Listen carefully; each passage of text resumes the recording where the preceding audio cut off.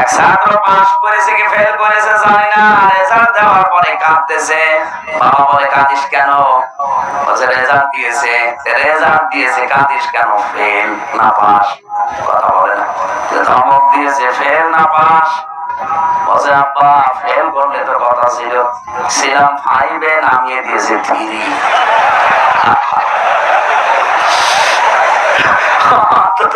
Fail করলে তো ক্লাসে থাকতে পারতাম। আমার রেজাল্ট এমন 3 নামিয়ে দিয়েছে, এখনো 5-এ উঠতে আমার 3 বছর লাগবে। আপনাদের যে অবস্থা, আমার তো মনে হচ্ছে যে মাহফিলের পরে 3 নামানো লাগবে। জবাব দেবে ছাত্রের মতো। রাজি আছেন তো? মনের পর্দা বড় পর্দা, পর্দা সব তুলে দিন। গ্রাম মানুষ তো, এদের আসলে মাথার মনে হালকা তার ঢিল আছে। আমার ভার্সিটিতে একবার শুনলাম এক প্রেমিক আর প্রেমিকা দুইজন এক জায়গায় বসে, প্রেমিকা তার প্রেমিককে বলছে, ওগো জানো তোমার চোখের ভেতরে আমি দুনিয়ার সব কিছু দেখতে পাই। এক চাচা যাচ্ছিল পাশ দিয়ে, বলছে ও মা আজ 3 দিন আমার ছাগল হারিয়েছে, খুঁজে পাচ্ছি না। তুমি যদি সব দেখো, আমার ছাগলটা কোন জায়গায় আছে একটু দেখে দাও। সব দেখে বাবা ছেড়ে বাদাম খায় আর গল্প করে। ওগুলো খুলে দেন, যেগুলো নাঙিয়েছে ওগুলো খুলে দেন, দেন ওই পর্দা সব খুলে দেন। মনের পর্দা বড় পর্দা, এদের পর্দা সব তুলে দেন, দেন পর্দা লাগবে না। আরো বড় করে আপনারা ঘিরতে পারতেন। এখানে কিছু মানুষ না, কিছু ফেরেস্তাও আছে, কিছু পরে দেখেন ফেরেস্তারা চলে যাবে। সুতরাং মানুষ যারা আছে তারা যেন থাকে, ফেরেস্তারা চলে যায়। যা রংপুরের এক মহিলা, রংপুরের এক মহিলা তার স্বামীকে বলেছিল, দেখো একটা শাড়ি যদি পয়লা বৈশাখে দিতে না পারো, অন্তত এক গাছা দড়ি দিও।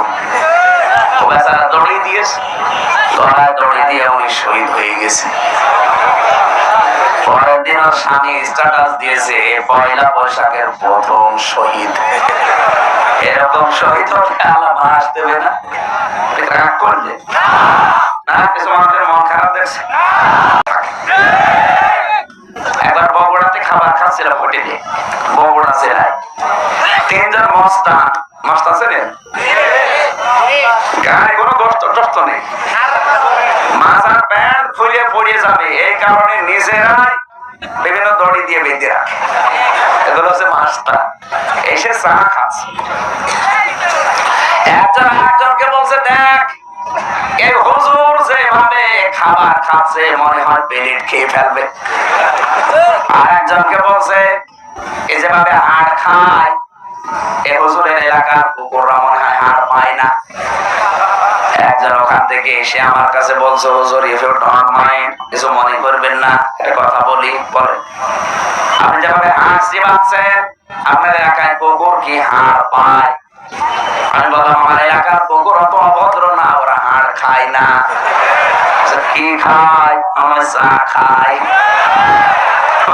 আমি তার জায়গা পাই, শয়তান আমাদের কথা বিশ্বাস করে না, মানতে তো চাই না, ভালো লাগে না, কি করে ভুল ধরবে সে চিন্তা থাকে। আজ এক শ্রেণীর মানুষই বের হয়ে গেছে, আলেমদের পেছনে কি করে লাগা যায়